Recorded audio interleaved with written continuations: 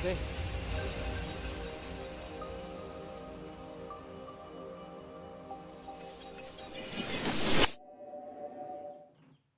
Assalamualaikum warahmatullahi wabarakatuh. Saya Tony dari Java Game Membran.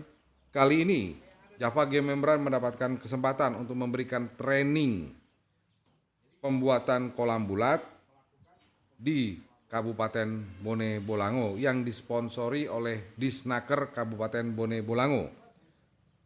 Dalam training ini kita akan memberikan bagaimana cara penyusunan RAB-nya, bagaimana cara pendirian kolam bulatnya, dan bagaimana cara penyambungan HDPE-nya. Semoga training ini bisa bermanfaat khususnya untuk masyarakat Kabupaten Bone Bolango dan juga untuk masyarakat umumnya atau masyarakat Indonesia yang lainnya. Sebab budidaya udang fanabe untuk pantai-pantai di bagian timur Indonesia atau bagian tengah Indonesia itu masih sangat bisa optimal dengan modal skala rumahan tapi bisa menghasilkan yang luar biasa. Maka saksikan tutorial atau training pembuatan kolam bulat satu persatu. Perhatikan dan bisa menjadi semacam gambaran agar bisa semuanya bisa membuat. Terima kasih. Baik, kali ini kita mulai dengan pendirian rangka.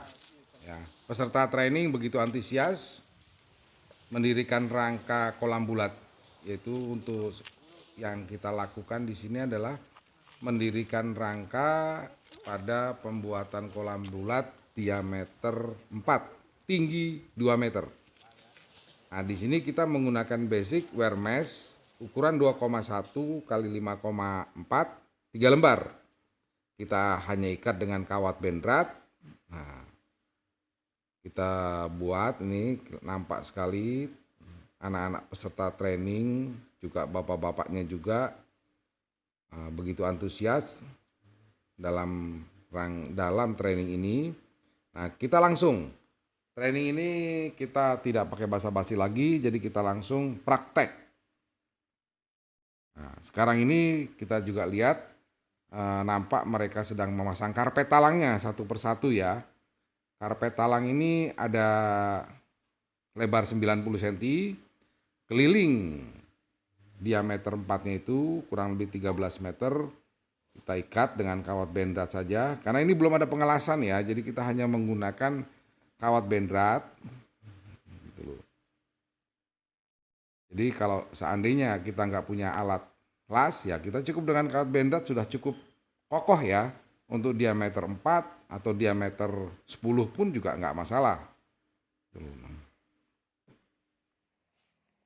Nah, ini sudah pada penyusunan karpet talang di garis kedua, yang tinggal sedikit lagi kita akan sampai ke atas. Dalam ini kita nggak perlu, masih cukup dengan berdiri ya, gitu loh. Nah, kolam bulat ini kita taruh di atas tanah ya, nah, dengan lantai semen yang sudah dibersihkan atau lantai tanah juga cukup.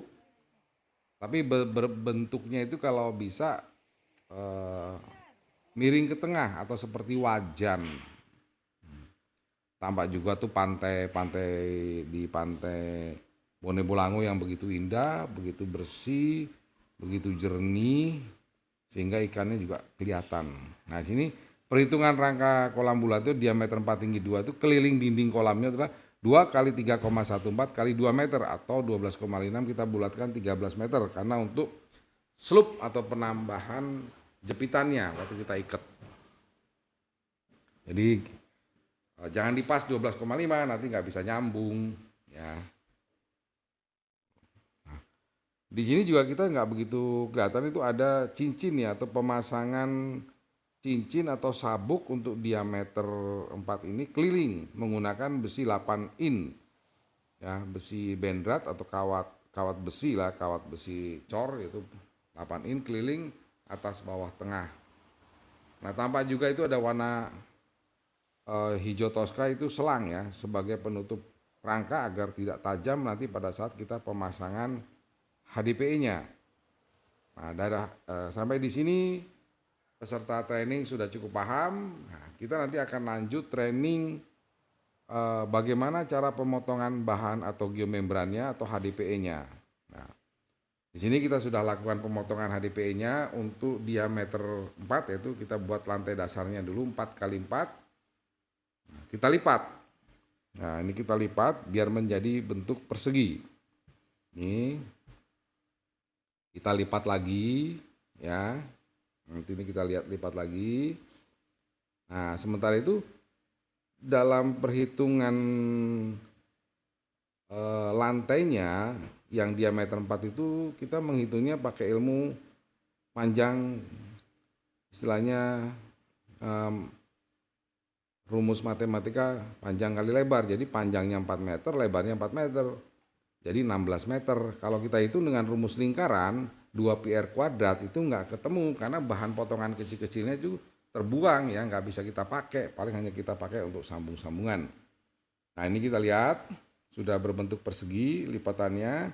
Kita pegang sudutnya, titik tengahnya, kita ukur ya menggunakan spidol. Spidolnya kita ikat pakai tali, ambil titik tengahnya, langsung kita lingkarin untuk memudahkan garisnya. Sehingga pasti lingkaran ini bentuknya betul-betul lingkar atau bulat. Ya, nggak akan mungkin lagi bentuknya lonjong kayak telur asin gitu ya. Nah, tampak ya instruktur kita dari Java Geomembran itu Pak Darmaji sedang menggaris ya menggunakan spidol yang diikat pakai tali ya. Tolong diperhatikan, ini kebetulan videonya agak sedikit ke bawah. Nah, ini dia kelihatan sekali. Nah, kita garis seperti itu ya. Sehingga lingkarannya itu betul-betul bulat ya. Kita lihat, kita perhatikan, nanti di situ baru kita gunting. Nah, itu kan ada sisa tuh, nah itu kan kecil, jadi kita nggak bisa pakai gitu loh. Makanya dalam perhitungan bahan pembuatan kolam bulat itu sebaiknya kita untuk lantai dasar ya kita hitungnya pakai panjang kali lebar saja, jangan dengan rumus matematika. Kalau dengan rumus matematika perhitungan bahannya pasti kurang nanti. Nah, itu yang harus dimengerti. Makanya kalau dalam bahan geomembran atau HDP itu 4 kali 4 tinggi 2 meter itu totalnya habis bahan tuh ya jadi 48,5 meter ya. Kan tadi dinding 13 meter, sementara lebar tinggi dinding itu kan 2 meter. Kita tambah dengan lipatan keluarnya setengah meter, faktor sambungannya 15 cm. Jadi kita buat 2,5 meter kali 13 meter. Jadi bahan dinding saja kita sudah membutuhkan 32,5 meter persegi. Ditambah lantainya 16 meter sehingga total menjadi 48 meter persegi. Nah, ini kita sudah melakukan persiapan untuk penyambungan lantai dasar dengan dinding ya. Tampak kita lagi memasang dindingnya dulu ke rangka wear mesh ya. Kita lihat itu sudah dipasang kancing, memang sebelumnya kita pasang kancing dulu jadi agar memudahkan ngaitkan HDPE-nya itu ke rangka. Nah, kita coba press dulu, kita coba posisikan dulu dindingnya, setelah kita bersihkan juga lantainya.